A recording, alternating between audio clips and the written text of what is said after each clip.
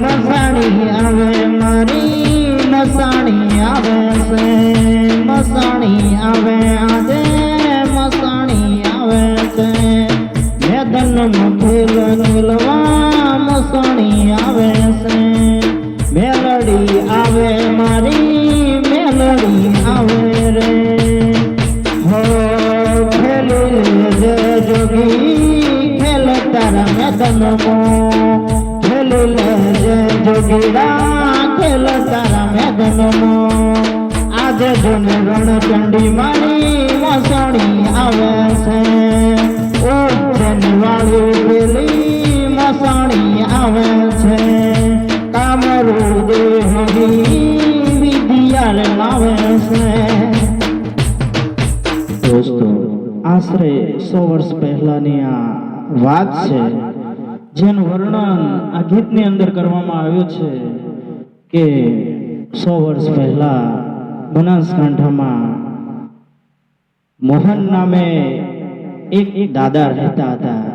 તો આ દાદાને જંતર મંતર અને જાદુઈ વિદ્યાઓનો બહુ જ શોખ હતો અને તેમની સાથે સાક્ષાત માં મસાણી, ઉજ્જૈન વાળી મસાણી, ઉગતા પૂર્ણિમા મસાણી તેમની સાથે જ રહેતી। તે માતા મેલડીની ભક્તિ કરતા। અને હા મિત્રો, મસાણી મેલડી, ઉગતા પૂર્ણિમા મેલડી, મેલડી તો એક જ છે, પણ જેવા કામ કર્યા એવા એના નામ પડ્યા।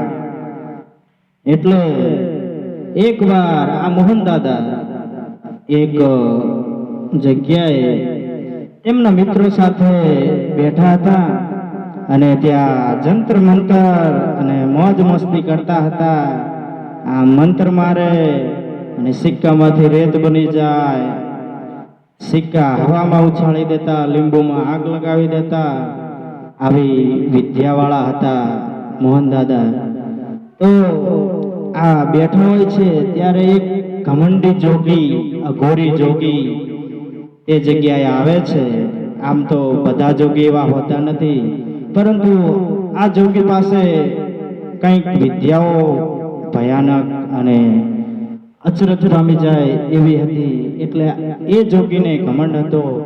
તો એ જોગી એકવાર આ જ્યાં મોહન દાદા બેઠા હતા તેમના મિત્રો સાથે, ત્યાં તે જોગી જાય છે અને જોગી તેના જંતર મંતરના ખેલ બતાવવા લાગે છે અને ઘમંડ કરે છે અને મોહનને પડકાર કરે છે કે એ મોહન, તારી મસાણીને બોલાવ આજે મેદાનમાં, મારે પણ જોવી છે કે તારી મસાણી છે કેવી। ત્યારે મોહન ડુંગર, મોહન દાદાના પિતાનું નામ ડુંગર હતું, તો તે સમયે મોહન ડુંગર શું બોલ્યા આવો સંભળાવો। મસાણી આવી મારી મસાણી આવી રે, ખેલ ખેલવા આજે મસાણી આવે રે, ખેલી લેજે જોગી તારા ખેલ આજે મેદાનમાં, રણચંડી મારી મસાણી આવે છે, જાદુ મંતર લઈ મસાણી આવે છે, કોમરૂ દેશથી વિદ્યા આવે છે। અને મોહન ડુંગર કહે છે, અરે જોગીડા શું કહે છે કે તારી મસાણીને બોલાવ, તું મને એમ કે છે એમ? અરે જોગીડા, તને ના ખબર હોય તો કહી દઉં કે મારી મસાણી, મારી મેલડી તો મારી હારે જ હોય છે। અરે ના હોય, તને ના મનાતું હોય તો તારે જેટલી પરીક્ષા કરવી હોય એટલી આજે કરી લેજે। ત્યારે જોગી તેની ઝોલીમાંથી એક વાટકી કાઢે છે અને તેમાં થોડુંક પાણી લઈ અને મોહન દાદાને આપે છે અને મંતર મારે છે તો એ પાણી ઝેરના કટોરામાં ફેરવાઈ જાય છે। અને પછી પેલો જોગી એમ કહે છે કે લે મોહન, તારી મસાણી એટલી સાચી હોય અને જો તારી એવી ભક્તિ હોય તો લે આ પાણી પી લે। ત્યારે મોહન દાદાને લાગ્યું કે આ તો ખરેખર પાણી હશે અને મોહન દાદાએ તે પાણીના કટોરા પી લીધા।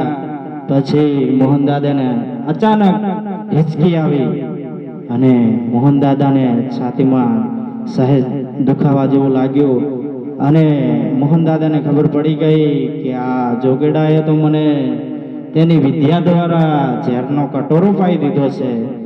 અને મોહનડો ડુંગરે હાકોટો કર્યો, હે માં મસાણી, ક્યાં છે તું? આજે ઝેરના કટોરા પી જા માં.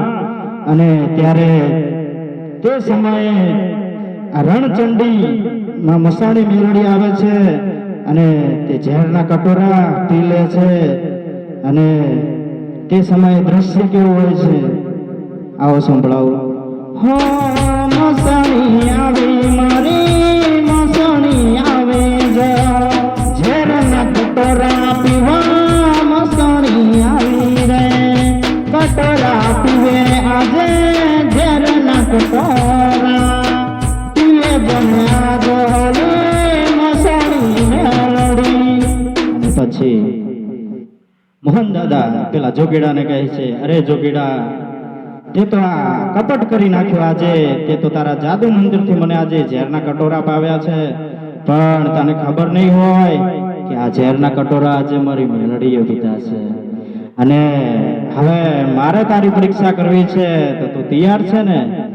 તે જોગીડો ઘમંડમાં આવીને તારી મૂછો ઓકડી વાળીને કીધું, અરે મોહન, કરી લે પારખા.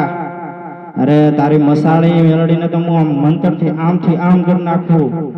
અને મોહન દાદાએ મેલડીને યાદ કરી, સ્મરણ કરી અને પછી એક કુંવારી બાઈ પાસેથી જુવાર મંગાવ્યા અને થાળી ભરીને રેત મંગાવી. અને પછી મોહન દાદાએ તેમની વિદ્યા વાપરી. મોહન દાદાએ થાળીમાં રહેલી રેતને આમ ટગો કર્યો, આમ માપનો ટેકો કર્યો અને અંદર જારનો ફક્ત એક જ દાણો નાખ્યો.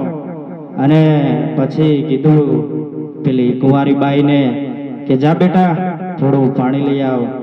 અને મોહન દાદાએ થોડું પાણી આમ છંટકાર્યો અને મસાણી માને યાદ કરીને મંત્ર માર્યો ને એ સમયે દોસ્તો ત્યાં ઝાડના દાણામાંથી આમ આખો ઝાડનો ડોકો ઉભો થઈ ગયો અને ઝાડને કહણ આવી ગયું, અનાજવાળું કહણ. અને પછી મોહન દાદાએ કીધું કે જા બેટા હવે દાંતેડું લઈ આવ. અને દાંતેડું લાવ્યો અને પછી જોગીના હાથમાં પકડાવ્યો અને જોગીને કીધું કે લે જોગી, હવે તું આ ઝાડનું કહણ કાપી નાખ. ત્યારે જોગીડાને સમજાઈ ગયું કે આ તો હું આ ઝાડનું દાંડું કાપવા જઈશ ને મારી ગરદન ઉડી જશે, કેમ કે મોહન દાદા એવી વિદ્યા વાપરી હતી કે જ્યાં દાંતેડો તે મારવા જશે તો તેની ગરદન તળથી અલગ થઈ જશે.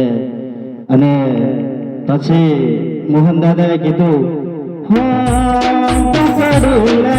આજે દાંતેડું હાથમાં પકડી લે જોગીડા, દાંતેડું હાથમાં વાઢી લે કહણ તું જારનું આજે, વાઢી લે ને કહણ તું જારનું આજ રે.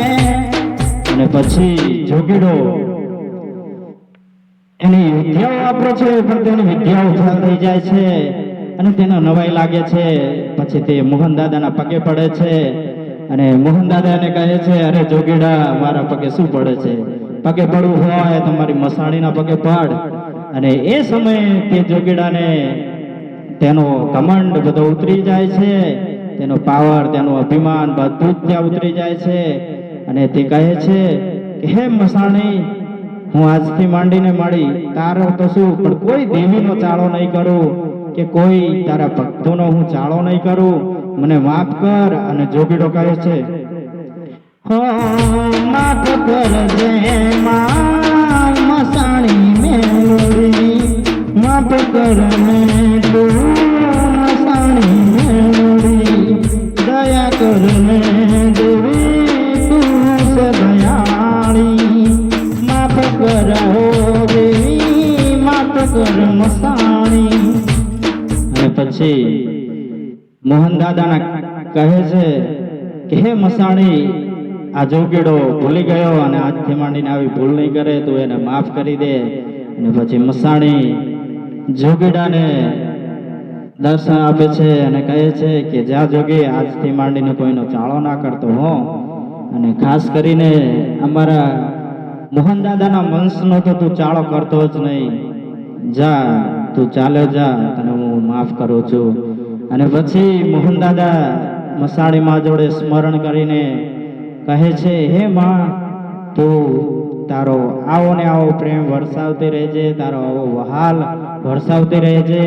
અને મને તો શું માં, પણ મારા આવનારા વંશ અને અનંત કાળ સુધી મારા વંશને તું સાચવજે અને તારી અમી દ્રષ્ટિ માથે રાખજે.